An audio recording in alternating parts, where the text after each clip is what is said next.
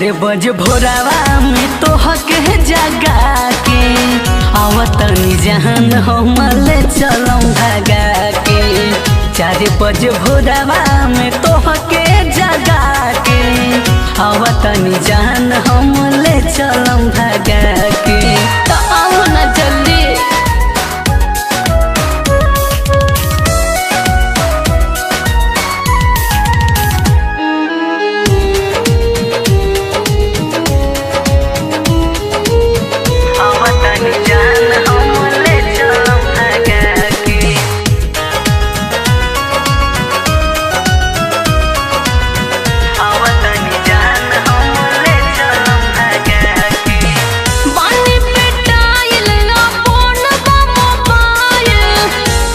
तू बोला तारू हमसे डेराई।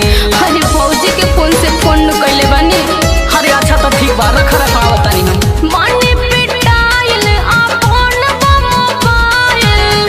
काहे तू बोला तारू हमसे डेराइल। खुश हो जाएब हम तोहरा के पाके। खुश हो जाएब हम तोहरा के पाके। 4 बजे भोरावा में तो हके जगा के आवतनी जहान हम ले चलम भागा के। 4 बजे भोरावा में तो हके जगा के आवतनी जहान हम ले चलम भागा के। तो देर काहे करत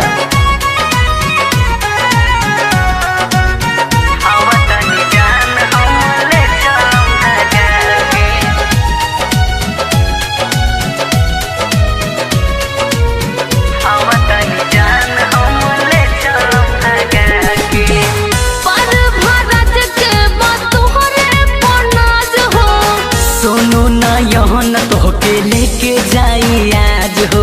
और का करी तू टेंशन मत ला। पर भरज के बात तोहरे पनाज हो। सोनू ना यहन तोहके लेके जाई आज हो। कृष्ण कैचा हो जई हो बता के। कृष्ण कैचा हो जई हो बता के। 4 बजे भोरावा में तोहके जगा के आवतनी जहान हम ले चलम भागा के। 4 बजे भोरावा में तोहके जगा के आवतनी जहान हम ले चलम भागा के। चलिए चलो ना यार रहा आवतनी।